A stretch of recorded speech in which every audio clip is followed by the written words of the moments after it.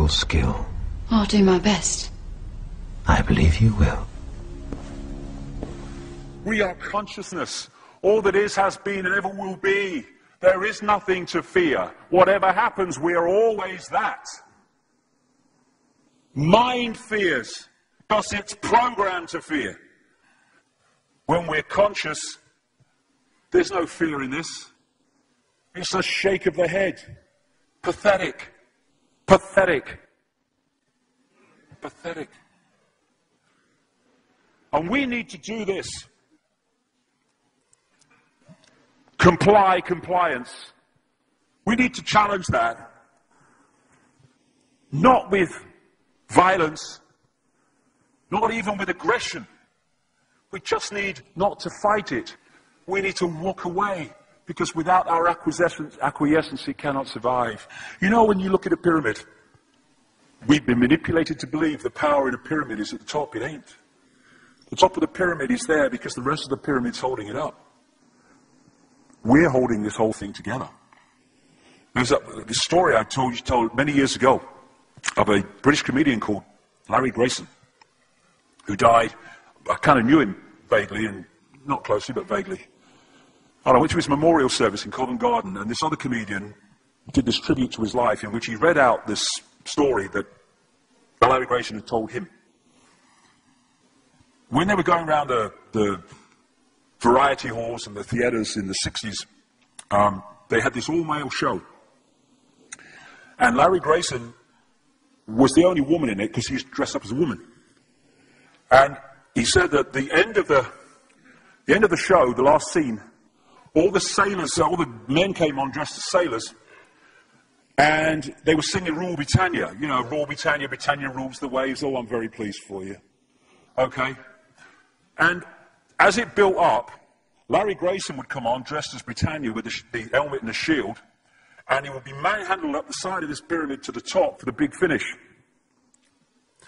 And he said one night, he said things seemed to be going rather well. He said, and then I noticed that a sailor in the bottom left-hand corner had got rather a cough.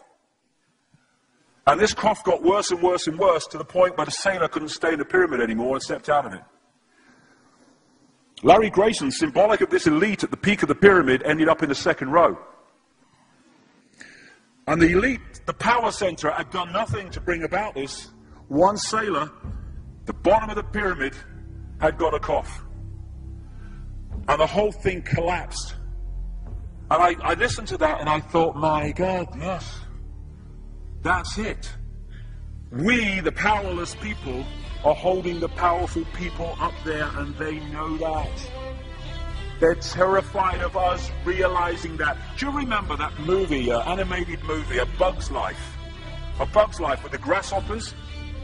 And what happened was, there was these ants, an ant island as they called it, and these grasshoppers used to come every year and take all the food, and the ants had to spend a whole year gathering the food together for the grasshoppers because they were terrified of the grasshoppers.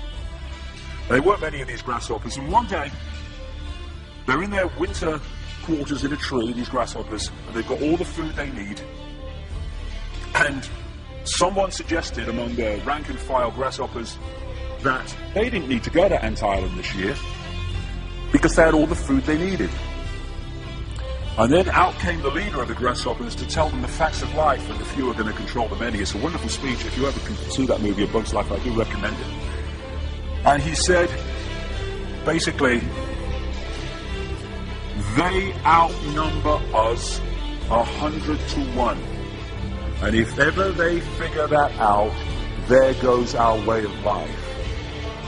So we have to keep the pressure on, basically. We have to keep them working, so they don't figure out where the real power is. And that's why this network of manipulation works so hard to keep us in these states. Like I said earlier, what are people leaving foreclosed homes for, foreclosed by banks that have caused the unemployment that lead to them having to leave their homes? Stay there, refuse to leave, make it difficult for them. Expose them for what they are. We make it so easy, the non-compliance. No longer will we just do it because we're told to do it. Is it just? Is it right? Okay, I'll do it. Is it unjust? Is it not right? I ain't doing it. We start to make the decisions on what we will and will not do based on our values and not some imposition from the dark suits. These people are gonna give me, grant me, or grant me not my freedom. I know all that is. You can't grant me freedom. No one can grant me freedom. I am freedom. It's what I am.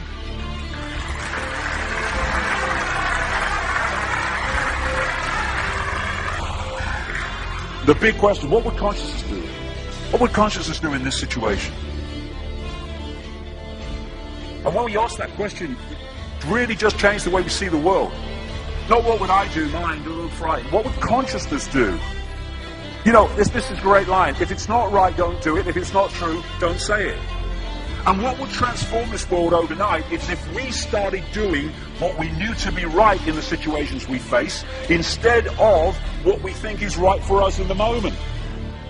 Not what are the consequences for me, or what's the best thing for me, how do I get the best deal out of this? What is right? What is just in this situation? If we started making decisions based on that, the world would transform overnight. These are very simple things. If we want a world of peace, then we need to be peaceful. We don't need to fight for it. We just need to be peaceful, and we'll bring that about. If we want a world of kindness, we need to be kind, and then it will naturally unfold. We don't fight for kindness. As Martin Luther King said, it's a wonderful saying, piece of oratory. Cowardice asks the question, is it safe? Expediency asks the question, is it politic? Vanity asks the question, is it popular? But consciousness asks the question, is it right?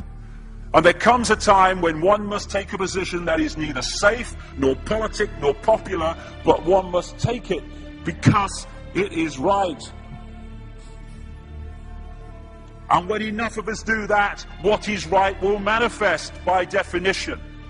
And we're in this position now where this vibrational change, this energetic change is taking place, where we can start cracking these eggshells, where we can start becoming the full magnitude of who we are, where we can be consciousness in the now, using mind to experience this reality instead of being governed by it, turning the key to let consciousness in.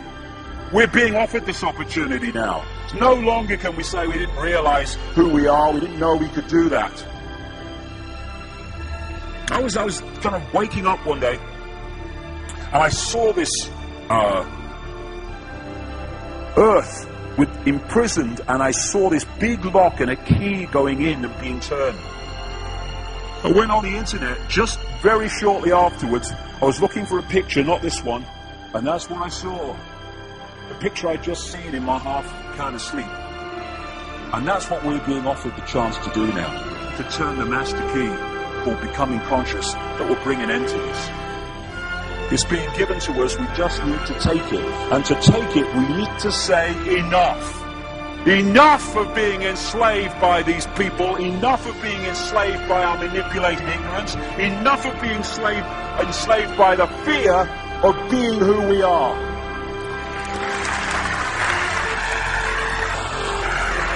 Enough! It is time to fly. It is time to fly. Thank you very much.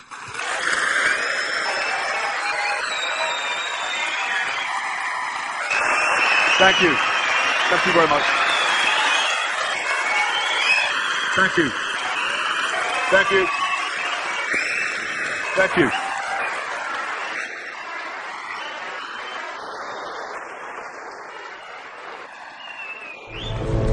Approaching fast, requesting orders. General, what should we do? There's no response from command.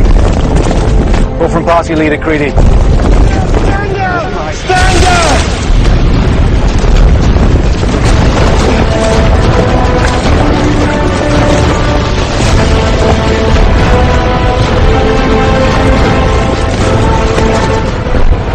And he's my father. And my mother.